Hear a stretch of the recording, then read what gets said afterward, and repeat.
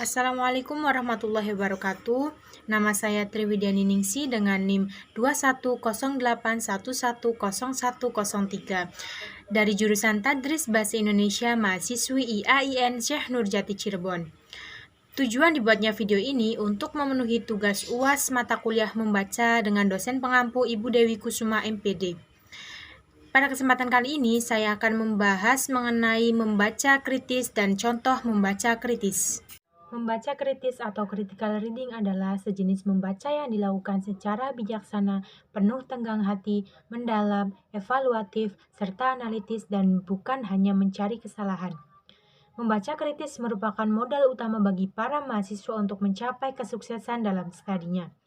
Kebanyakan mahasiswa telah mengalami praktek dalam membaca intensif, walaupun mungkin mereka tidak sadar dan mengetahuinya pada saat itu. Membaca kritis adalah kemampuan memahami makna tersirat sebuah bahan bacaan. Untuk itu, diperlukan kemampuan berpikir dan bersikap kritis. Dalam membaca kritis, pembaca mengolah bahan bacaan secara kritis. Kemampuan membaca kritis adalah kemampuan pembaca untuk mengolah bahan bacaan secara kritis dan menemukan keseluruhan makna bahan bacaan, baik makna tersurat maupun makna tersirat. Ciri-ciri dalam membaca kritis. Yang pertama, berpikir dan bersikap kritis. Adapun kemampuan berpikir dan bersikap kritis meliputi yang pertama menginterpretasi secara kritis, yang kedua menganalisis secara kritis, yang ketiga mengorganisasi secara kritis, yang keempat menilai secara kritis, dan yang kelima menerapkan konsep secara kritis. Yang kedua, meningkatkan minat baca. Untuk meningkatkan minat baca, kita perlu melakukan langkah-langkah sebagai berikut. Yang pertama, menyediakan waktu untuk membaca. Yang kedua, memilih bahan bacaan yang baik yang ditinjau dari norma estetik, sastra, dan moral. Kemudian, tujuan membaca kritis. Yang pertama, memahami maksud penulis. Yang kedua, memahami organisasi dasar tulisan. Yang ketiga, dapat menilai penyajian penulis atau pengarang. Yang keempat, dapat menerapkan prinsip-prinsip kritis pada bacaan sehari-hari. Yang kelima, meningkatkan minat baca, kemampuan baca, dan berpikir kritis. Yang keenam, mengetahui prinsip-prinsip pemilihan bahan bacaan. Yang ketujuh, membaca majalah atau publikasi-publikasi periodik yang serius. Kemudian ada langkah-langkah dan strategi membaca kritis. Yang pertama, memanfaatkan indeks untuk menemukan konsep penting. Yang kedua, menentukan konsep-konsep penting, pandangan ahli, hasil penelitian, dan teori. Yang ketiga, menentukan dan menandai bagian-bagian yang dikutip. Yang keempat, menentukan implikasi dari bagian atau sumber yang dikutip.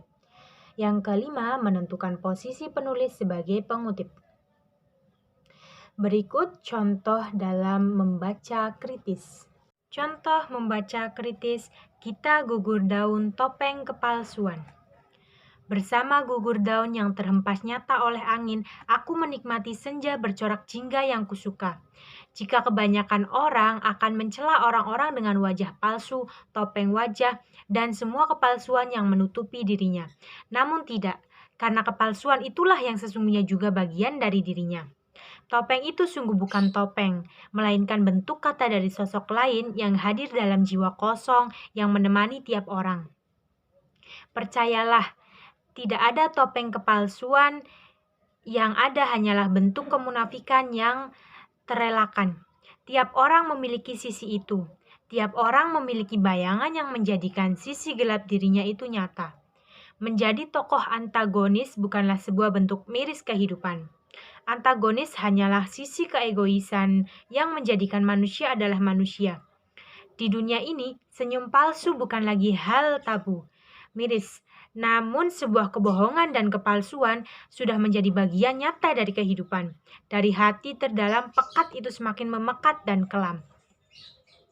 Mungkin itu saja yang dapat saya sampaikan tentang membaca kritis dan contoh membaca kritis. Kurang lebihnya saya mohon maaf. Wassalamualaikum warahmatullahi wabarakatuh.